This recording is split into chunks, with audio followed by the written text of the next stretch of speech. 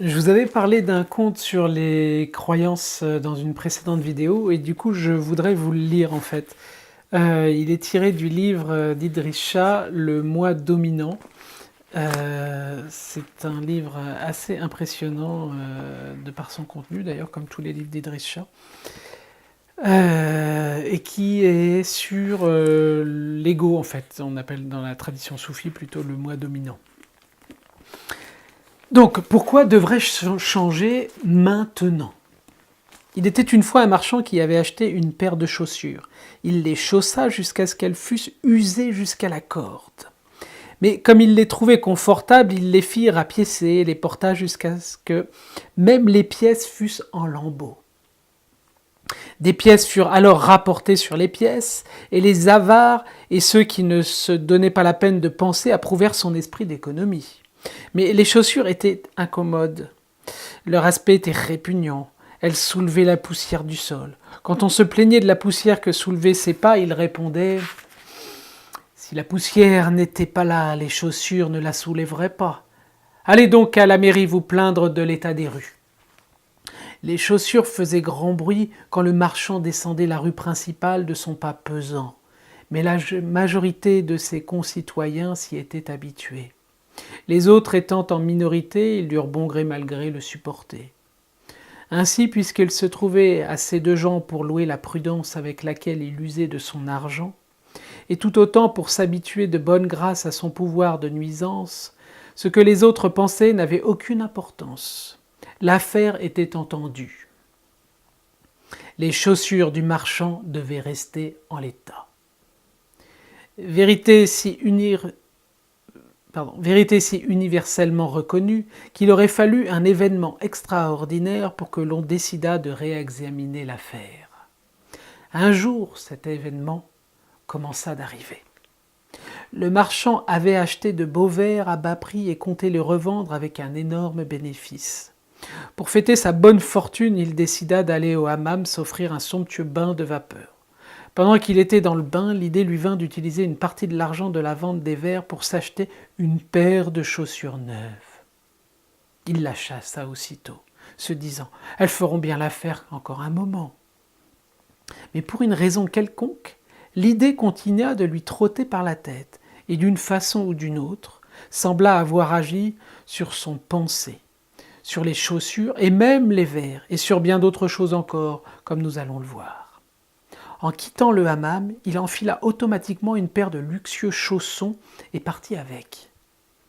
Il s'était trompé de porte en sortant. Les chaussons qui se trouvaient là, à la même place que ces affreuses chaussures, appartenaient au premier président de la ville. Quand le juge sortit des bains, il constata la disparition de ses chaussons. Il ne put rien trouver d'autre que les horribles chaussures du marchand, et fut bien obligé de rentrer chez lui ainsi chaussé. Il avait reconnu, bien sûr, ces monstruosités que tout le monde connaissait dans la ville. En moins de temps, ou presque, qu'il n'en faut pour le dire, le juge convoqua le marchand au tribunal et le condamna pour ce vol à une grosse amende. Débordant d'indignation, le marchand, de retour chez lui, alla à sa fenêtre qui donnait sur la rivière et jeta ses chaussures dans l'eau. Il s'était enfin débarrassé, pensait-il, de ses instruments de malheur. Il pourrait échapper à leur influence. Mais le pouvoir des chaussures n'était pas encore épuisé. Un pêcheur les remonta peu après dans son filet. Elles en déchirèrent les mailles, si gros étaient les clous dont elles avaient été criblées au cours de leurs nombreuses réparations. Le pêcheur, comme tout à chacun, savait à qui appartenaient ces affreuses choses. Furieux contre le marchand, il courut les lui rapporter. Il les lança violemment par une fenêtre. Elles tombèrent sur les verres précieux que le marchand avait achetés et les brisèrent en 1000 morceaux. Quand le marchand vit ce qui était arrivé, il explosa presque de rage. Il emporta les chaussures dans le jardin et creusa un trou pour les enterrer. Mais les voisins, surpris de le voir au travail, ce n'était pas son habitude, signalèrent au gouverneur que le marchand semblait chercher un trésor. Or, tout trésor, selon la loi de ce pays, revenait à l'État. Le gouverneur, persuadé qu'il en tirerait grand profit, s'endetta pour s'acheter de magnifiques porcelaines qu'il convoitait depuis toujours. Puis il convoqua le marchand à qui il ordonna de lui remettre l'or enfoui. Celui-ci expliqua qu'il n'avait cherché qu'à se débarrasser des chaussures maudites. Le gouverneur, après avoir fait retourner entièrement le jardin, condamna le marchand à payer une somme dont le montant couvrirait les coûts des fouilles et le prix des porcelaines, et le dédommagerait des ennuis qu'il avait causés. Il lui infligea de surcroît une amende pour avoir fait perdre du temps à ses fonctionnaires. Alors l'infortuné marchand emporta ses chaussures loin de la ville et les jeta dans un canal. Elles s'en allèrent au fil de l'eau vers les rigoles d'irrigation. Elles obstruèrent un conduit, privant d'eau le jardin du roi. Toutes les fleurs moururent. Dès que les jardiniers eurent découvert et identifié les chaussures, le marchand fut requis de paraître devant le souverain et dut de nouveau payer une forte somme. Notre homme, au désespoir, tailla les chaussures en deux et enfouit chacun des morceaux dans chacune des 4 principales décharges publiques disposées aux abords de la ville. C'est ainsi que 4 chiens, en fouillant dans les ordures, trouvèrent chacun une demi-chaussure qu'ils rapportèrent chez le marchand, et d'aboyer et de gronder dans l'attente d'une récompense. Les voisins ne pouvaient plus trouver le sommeil, ni sortir dans la rue, tant les chiens étaient agressifs et démonstratifs. Quand on les eut calmés, le marchand se rendit au tribunal. « Honorable juge, dit-il, je souhaite renoncer en bonne et due forme à ces chaussures. Le problème, c'est qu'elles ne veulent pas renoncer à moi. Je te prie donc de valider une pièce écrite, un acte juridique qui atteste qu'à partir de maintenant et qu'à l'avenir, tout ce qui se fera fait par ou avec ou au moyen de ces chaussures n'aura aucun rapport avec moi. » Le juge étudia la question et réfléchit longuement, puis il fit connaître sa décision. Je n'ai trouvé dans mes livres aucun précédent s'agissant de l'hypothèse selon laquelle les chaussures sont des personnes. Dans toute l'acceptation du terme auquel on pourrait permettre de faire ceci ou interdire de faire cela, je ne peux en conséquence satisfaire à ta requête.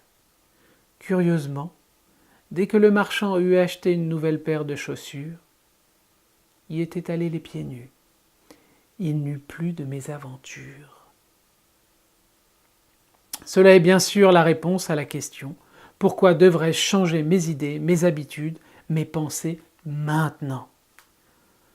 On ne peut répondre à ce genre de questions que par des allégories qui font ressortir que des choses arrivent parce que rien n'a été fait. Ces choses qui arrivent n'ont malheureusement pas un rapport aussi évident avec nos habitudes que les malheurs du marchand avec ses chaussures. Après tout, si ce rapport était aussi évident, on n'aurait pas besoin de poser la question. Vous pouvez réécouter cette histoire parce que je l'ai lu et relu et il y a des trésors dedans. Chaque conte a au moins 7 niveaux de lecture. Donc il peut y avoir le côté distraction, mais il y a aussi des enseignements dedans et c'est quelque chose d'organique qui a pour fonction d'éveiller en nous des fonctions latentes. Surtout, et évidemment, même quand le conte est issu d'une personne qui sait ce qu'elle faisait. Donc c'est pour ça qu'il y a plein de contes qui traînent, qui ont été corrigés, modifiés au gré des personnes qui pensaient que tel mot était mieux qu'un autre ou que telle façon de dire. Et ça, c'est juste des considérations personnelles. Il y a des gens dont c'est la fonction de faire des contes comme ça et qui savent le faire, donc autant l'utiliser. À très bientôt.